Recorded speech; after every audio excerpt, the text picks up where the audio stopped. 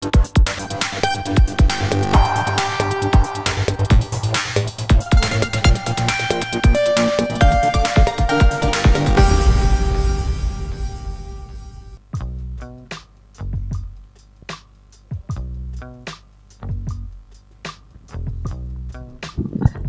warahmatullahi wabarakatuh. Halo The Kepo, gimana kabarnya? Semoga selalu dalam keadaan sehat dan semoga selalu bahagia. Hari ini spesial banget, hostnya ada 2. Iya bang? Betul banget, ada 2. Kan biasanya hanya Mbak Sopik atau saya sendiri.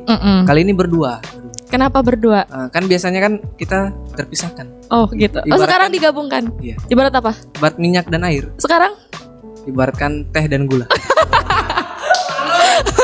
Larut. Iya. Jadi beriringan bersamaan. Oke. Oke. Dan hari ini juga spesial banget.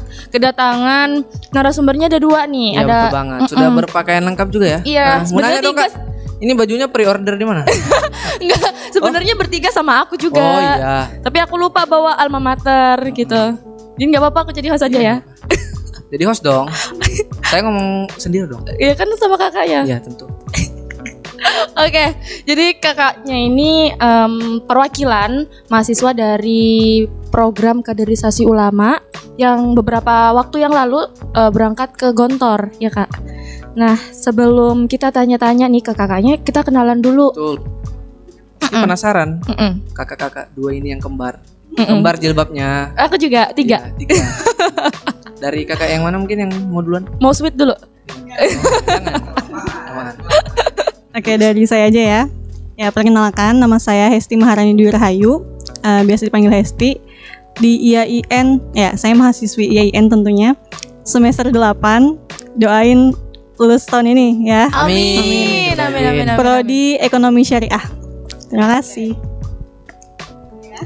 Bismillahirrahmanirrahim. Perkenalkan, nama saya Alia Fadila. Saya juga mahasiswi IAIN Samarinda semester 8 dan semoga lulus bareng sama Hesti. Ya Allah, amin. Prodinya Pendidikan Guru Madrasah Ibtidaiyah. Perkenalkan, nama saya enggak ya? Oh ya sudah, maaf.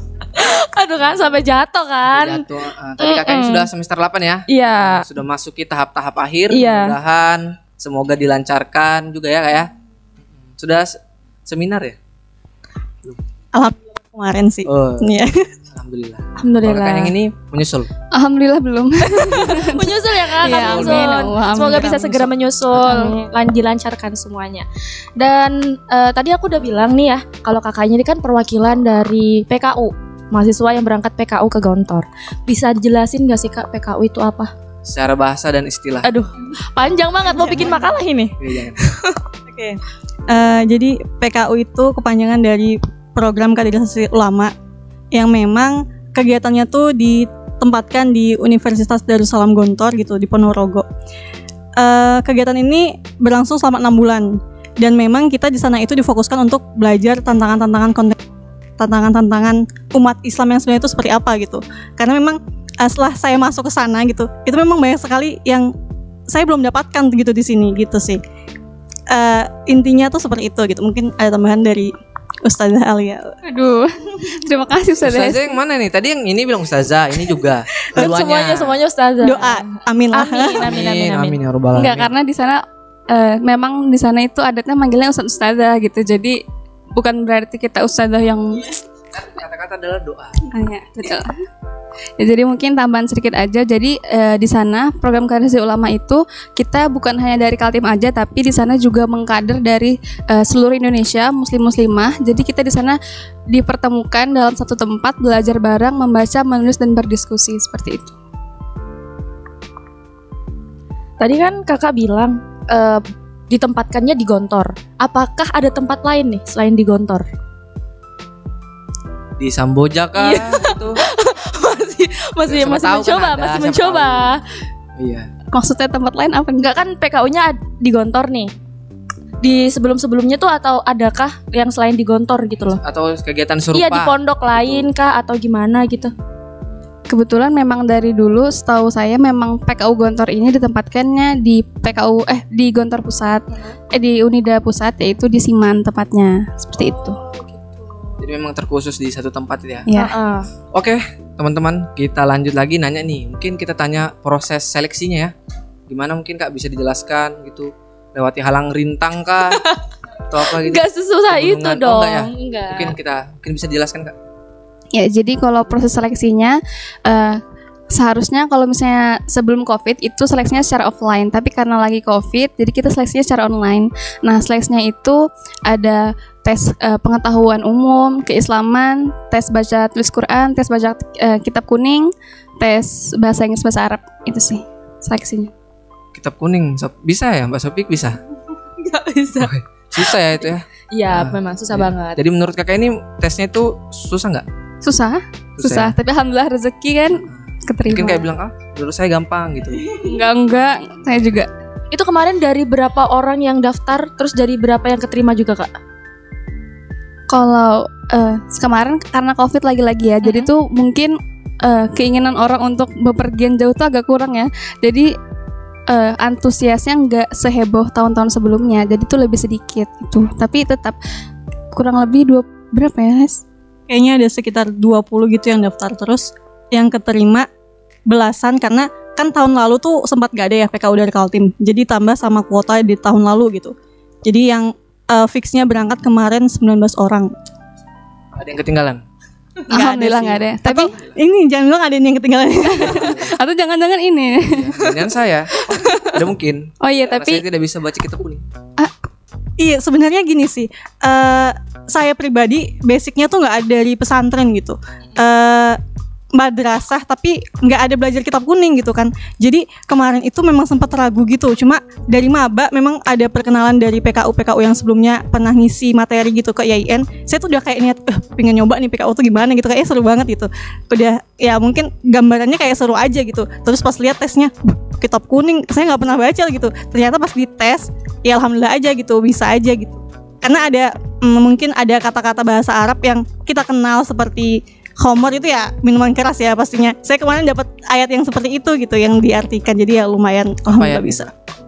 Ayatnya apa? ayo loh. Aduh lupa lagi ayat berapa itu. Apa itu ya? Masih mencoba mengingat? masih mencoba ini. Iya.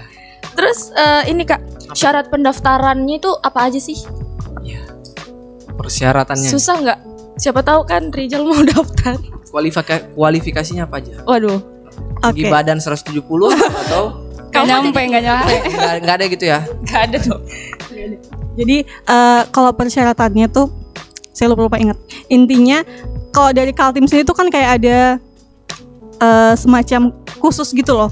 Jadi dari Kaltim yang kan PKU ini se-Indonesia ya. Nah, Kaltim sendiri itu mengirimkan lebih dari 1 orang perwakilan, yaitu kalau tahun-tahun sebelumnya sampai 40 orang gitu, karena Covid cuma 20 orang gitu kuotanya.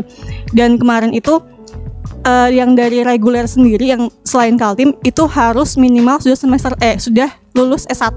Nah, kalau Kaltim itu minimal semester 7 udah keterima gitu. Udah maksudnya udah termasuk persyaratan gitu, minimal semester 7-nya. Terus apa lagi ya? Persyaratannya itu kita juga harus bersedia untuk mengikuti mengabdi juga. studi sampai selesai selama 6 bulan. Terus juga setelah pulang dari Gontor kita juga harus bersedia untuk mengabdi di MUI selama 1 tahun. Kayak pesantren juga gitu ya, habis dari pesantren kan ada pengabdian gitu. Ya, kurang lebih. Kenapa diam? Lama juga ya 6 bulan tadi. Kamu langsung diem kayak Setengah takut tahun. gitu, Setengah kenapa? tahun. Nggak ada lebihnya itu Kak? Lebih seminggu. Oh, lebih seminggu. Lebihnya nambah. seminggu. Iya. Kalau nggak salah nih ya Kak, kalau nggak salah dengar Benar nih berarti. aku. Iya bener sih. PKU ini beasiswa gitu, dibiayain semua kegiatannya gitu. Jadi itu benar-benar uang real dari beasiswa atau ada beberapa yang pakai uang pribadi? Memang PKU untuk Kaltim sendiri itu betul-betul dana real dari pemerintahan provinsi gitu. Yang Kaltim sendiri memang udah bekerja sama dengan Uninda Gontor untuk mengikuti kegiatan ini gitu. Jadi kalau reguler tuh mereka ada biaya biaya pribadinya untuk berangkat ke Gontornya. Kalau kita betul-betul real dan malah kita mendapatkan uang saku gitu selama di sana gitu. Reguler tadi ya? Berarti kalau reguler itu maksudnya? Yang selain dari Kaltim. Oh. Ya, kan PKU ini kan seluruh Indonesia ya. Cuma Kaltim ini memang ada khususnya khusus. gitu, khusus. Jadi Khusus kan ya. Berarti masih Kaltim harusnya senang ya. Karena benar-benar segala sesuatunya Karena apa? segala sesuatunya itu tadi disebutkan dibiayai, di sana dapat ilmu juga, dapat teman. Kan Oh gitu. Iya benar. Betul. Terus tadi kamu kenapa begini? Mau nari kayaknya. apa ya ini? Nggak tahu. Oke, kita lanjut. Apa aja sih Kak kegiatan di sana? Kalau kegiatan di sana itu banyak banget, full banget, bener-bener pagi siang malam itu full. Kalau pagi kita biasanya kuliah kayak mahasiswa pada umumnya, tapi juga kalau di sana kita ada kalau habis ba'da subuh ada kajian turos. Nah terus itu paginya kita kuliah, kadang juga ada tugas dari kuliah itu review dari perkuliahan, baru nanti didiskusikan malamnya. Ada juga kita juga ada tugas harian, tugas mingguan, tugas bulanan. Jadi kita tugasnya nonstop, tugasnya banyak. Jadi tuh tiap tugas hariannya ada tuh dari kuliah. Tugas mingguan itu kita disuruh bikin artikel. Artikel itu ditentukan temanya dari pihak sana. Jadi kita disuruh ngumpul artikel tiap minggu. Kalau tiap bulan kita juga disuruh untuk ngumpul tulisan untuk majalah Gontor. Jadi siapa yang tulisannya terbaik di antara kita tuh bisa diterbitkan di majalah Gontor seperti itu. Kuliahnya itu berarti kuliah yang ada di Gontor, bukan kuliah yang ada di IAIN ini. Bukan, Oh, kuliah tentang pemikiran itu, tantangan pemikiran. tadi. Iya. Oke. Aku bingung. Kita tanya dong, dari 19 orang itu ada nggak yang sudah tembus? Tembus apa? Yang tadi artikel. Diterbitkan. oh Tanya ada dong. ada. Ada. Termasuk Mbak Ustazahnya ini, Mbak. Ustazah ini keren. sempat masuk majalah Gontor, luar biasa sekali, itu sangat Ya, alhamdulillah. Kebetulan. Tidak ada Judulnya yang apa? kebetulan. Judulnya? Waktu itu temanya memang dari sana tentang maraknya hoax di sosial media seperti itu. Oke. Mau nanya apa lagi? Selanjutnya. Kok kamu masih bingung gitu mukanya? Iya. Soalnya kan kegiatannya itu banyak banget. Banyak Apa? banget. Pagi, siang, malam, subuh. Waduh. Kayak benar-benar selama 6 bulan itu kayak benar-benar ditempa ya. Iya, kita juga ada. Kayak so. Kita juga ada diskusi tematik selama 3 bulan itu kita diskusi tematik di sana itu ada tema-temanya ada 12. 12 itu tentang tantangan pemikiran kontemporer. Nah, jadi setiap minggu itu biasanya berapa kali seminggu ya? Biasanya 2 kali 3 kali seminggu. Kita itu misalnya untuk malam ini kita ditentuin misalnya temanya sekularisme. Jadi tuh misalnya satu kelompok itu disuruh nulis artikel tentang sekularisme, nulis, dan kita malamnya biasa diskusinya itu kita biasa kumpul artikelnya, terus kita masing-masing itu presentasi tentang apa yang udah kita tulis itu, terus nanti tanya jawab, kita harus bagaimana cara kita mempertahankan argumen artikel kita itu. Jadi kita diskusi, setelah kita selesai diskusi baru nanti di terakhirnya ada epilog dari mentor, karena kita juga kalau diskusi itu dibimbing langsung oleh mentor-mentor yang ada di sana, jadi diskusi kita itu agar lebih terarah gitu. Diskusi kayak cuma meninggikan ego Ya. aja gitu. Kalau ada yang belok-belok tuh diluruskan lagi gitu. Sudah keluar jalan. Sini kita giring. Kayak domba ya jatuhnya. Jangan dong. Tadi kamu bilang giring-giring. Iya, Apa lagi? Apa? Oke. Tanya apa lagi nih? Selain yang disebutkan kakak tadi kayak diskusi gitu-gitu, ada lagi nggak selain itu yang dipelajarin?